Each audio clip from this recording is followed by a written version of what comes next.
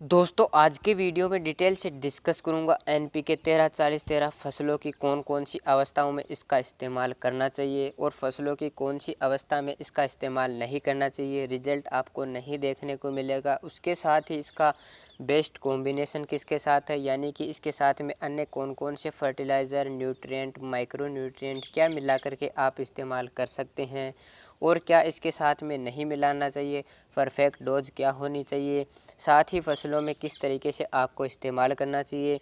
Drip से ज़्यादा अच्छा रिजल्ट मिलेगा या स्प्रे से ज़्यादा अच्छा रिजल्ट मिलेगा या बेसल डोज में इसका इस्तेमाल करना चाहिए, किस तरीके से इस्तेमाल करना चाहिए। संपूर्ण जानकारी के लिए वीडियो के एंड तक ज़रूर बने रहें। दोस्तों अगर आप एनपीके 13-40-13 का इस्तेमाल करने जा रहे हैं तो पहले इस वीडियो को कंप्लीट ज़रूर देखें। नमस्कार दोस्तों, मैं हूं अमन चौधरी। आप देख रहे हैं आपका अपना यूट्यूब चैनल इंडियन फार्मर्स। दोस्तों वीडियो शुरू होने से पहले चैनल को सब्सक्राइब ज़रूर कीजिए और बेल आइकन को प्रेस कीजिए ताकि इसी तरह की नॉलेजफुल जानकारी आपको सबसे पहले मिलती रहे। तो दोस्तों एनपीके 13-40-13 एक 100% वाटर सोल्यूबल फर्टिलाइज़र है। एनपीके 13-40-13 में टेक्निकल कंटेंट की बात की जाए तो इसमें प्राइमरी पोषक तत्व आते हैं नाइट्रोजन, फास्फोरस और पोटास। नाइट्रोजन के दो रूप इसमें आते हैं। नाइट्रोजन नाइट्रेट फॉर्म में आता है 4.4% आता है और अमोनिकल फॉर्म में नाइट्रोजन 8.6% इसमें आता है। टोटल नाइट्रोजन इस तरीके से 13% इसमें आता है। फॉस्फोरस 40% और पोटास 13%, यानी कि 3-1 के ग्रेड में ये आता है। पौधों में नाइट्रोजन के बेनिफिट की बात की जाए तो क्लोरोफिल निर्माण के लिए पौधे हरे भरे स्वस्थ रहें। साथ ही सभी प्रकार के पोषक तत्वों का अपटेक पौधों में तभी हो सकता है जब नाइट्रोजन की सही मात्रा हो पौधे में, यानी कि नाइट्रोजन की कमी नहीं होनी चाहिए। तो नाइट्रोजन की कमी होगी तो पौधे स्वस्थ और हरे भरे नहीं होंगे। किसी भी प्रकार के अन्य पोषक तत्वों का अपटेक भी नहीं होता है। तो नाइट्रोजन सबसे ज़रूरी पोषक तत्व है। फास्फोरस इसमें 40% है। फॉस्फोरस की बात की जाए तो जड़ों के विकास के लिए, यानी कि फ्लावरिंग स्टेज से पहले, फ्लावरिंग स्टेज के समय, फ्रूट सेटिंग के समय सबसे ज़्यादा आवश्यकता होती है फॉस्फोरस की। फॉस्फोरस की इनसे नई शाखाएं निकलती है, नए ब्रांचेज निकलते हैं, नए टिश्यू के निर्माण के लिए, पौधे में मजबूती लाने के लिए, अन्य पोषक तत्वों का भी अपटेक करने के लिए, रूट डेवलप बहुत ही ज़रूरी है। तो उन सभी के लिए फॉस्फोरस की आवश्यकता होती है। यह भी प्राथमिक पोषक तत्व है। पोटास की बात की जाए तो पोटास फ्रूटिंग स्टेज में सबसे ज़्यादा आवश्यकता है, लेकिन अगर वेजिटेटिव ग्रोथ के समय भी पोटास की कमी होती है तो फंगस जनित रोगों का अटैक बहुत ज़्यादा होता है। तो अगर बार बार आपकी फसलों में रोगों कीटों का अटैक ज़्यादा हो रहा है तो आप ये ज़रूर चेक कीजिए कहीं पोटास की कमी तो नहीं है।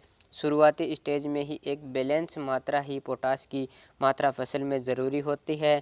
तो पोटास भी इसमें नाइट्रोजन के बराबर एक बैलेंस मात्रा में होता है, यानी कि फसल ऑल ओवर इसके बेनिफिट की बात की जाए तो बढ़वार के लिए, उसके साथ ही ज़्यादा फल फूल लाने के लिए, फ्रूट सेटिंग में बहुत ज़्यादा हेल्प करेगा ये एनपीके फर्टिलाइज़र। फ्लावर ड्रॉपिंग की समस्या नहीं आती है। अगर आपके क्रॉप में फ्लावर ड्रॉपिंग की समस्या आ रही है तो फर्टिगेशन में उस समय आप एनपीके 13-40-13 का ज़रूर इस्तेमाल करें।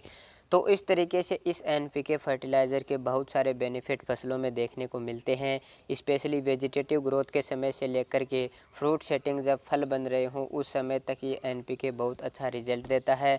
उस समय आपको इसका इस्तेमाल करना चाहिए। एनपीके 13-40-13 का फसलों में कौन सी अवस्थाओं में इस्तेमाल करने से ज़्यादा अच्छा रिजल्ट मिलेगा, तो जैसा मैंने डिस्कस किया कि फ्लावरिंग स्टेज से पहले आप यूज करें, बढ़वार के समय इसका इस्तेमाल कर सकते हैं।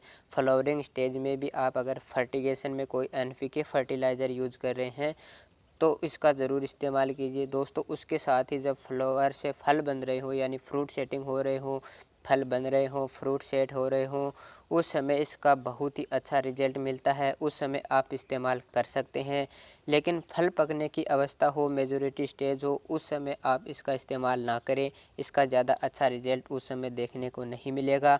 उस समय आप पोटास युक्त, यानी जैसे एनपीके 0050 है, 05234 है, उनका आप इस्तेमाल करेंगे तो ज़्यादा अच्छा रिजल्ट मिलेगा। मेजॉरिटी स्टेज पे आप इसका इस्तेमाल ना करें।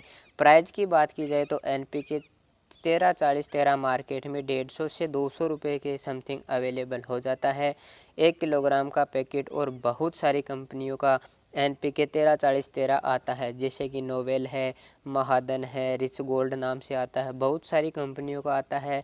आप किसी का भी यूज़ कर सकते हैं, सभी के अच्छे रिजल्ट देखने को मिलेंगे, सभी के सेम रिजल्ट देखने को मिलते हैं। इसकी परफेक्ट डोज की बात की जाए तो इसको दोस्तों आप 3 तरीके से आप अपनी फसलों में यूज़ कर सकते हैं।